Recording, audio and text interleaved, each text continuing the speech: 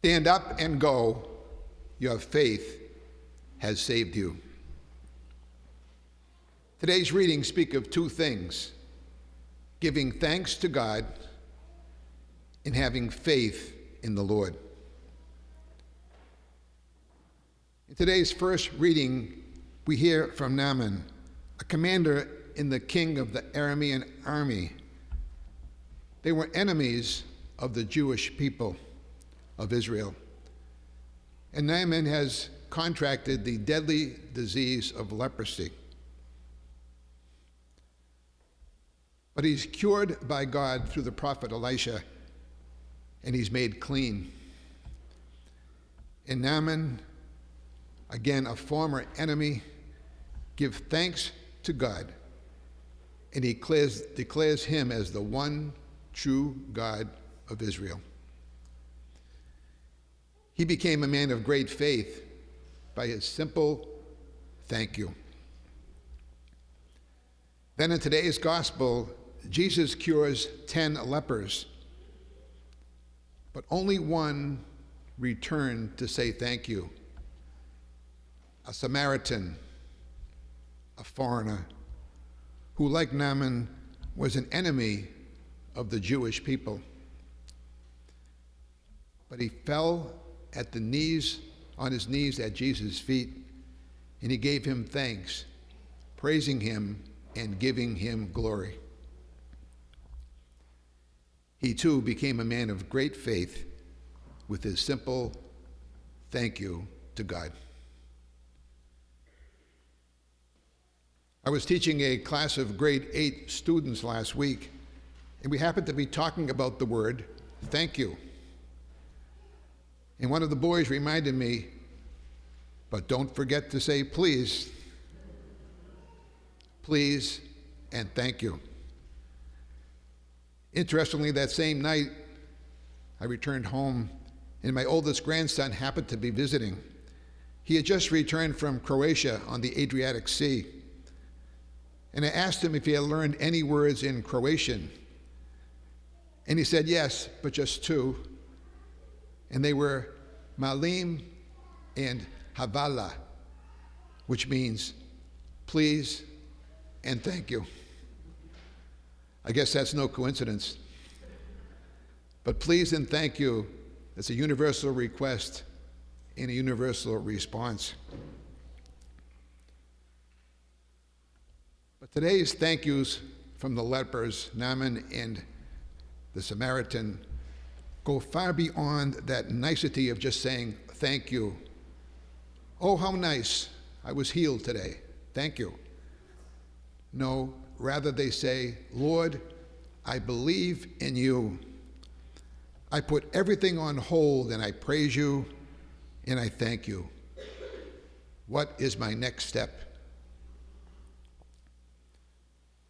Many of you know the story of Father Damien de Versta, now Saint Damien. He volunteered to be with the lepers who were banished to the island of Molokai in Hawaii. He was obliged to serve there with the lepers for only 3 months. But he took the next step to do more.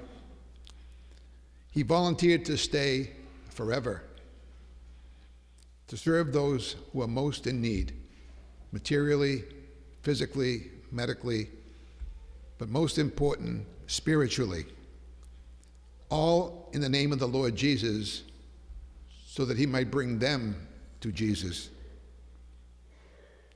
He stayed there for 16 years when he contracted the disease of leprosy, and died.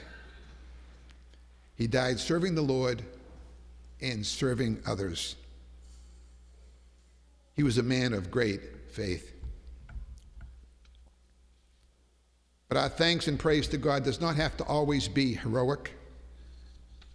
It could be those little steps that make all the difference. I remember being at Catholic Heart Work Camp several years ago with teens from our parish here at Ascension. The teens were asked to clean apartments of the needy, which they did most admirably.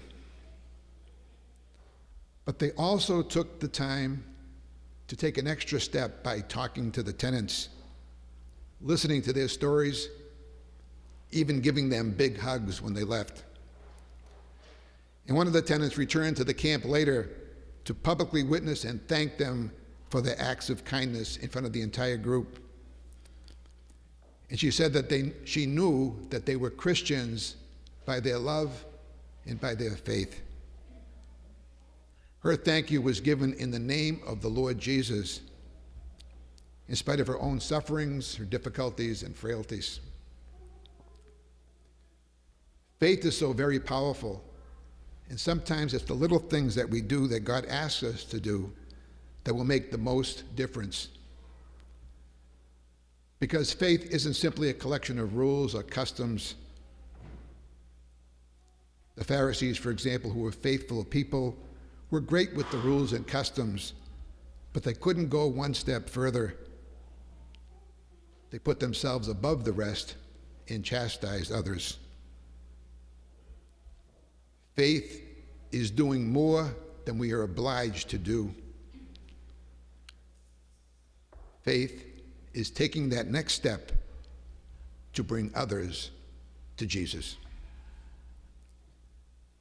Our thanks to God adds nothing to his greatness, but it can change us forever.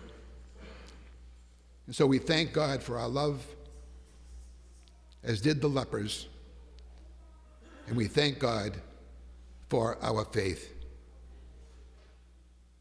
Go, says Jesus, your faith has saved you.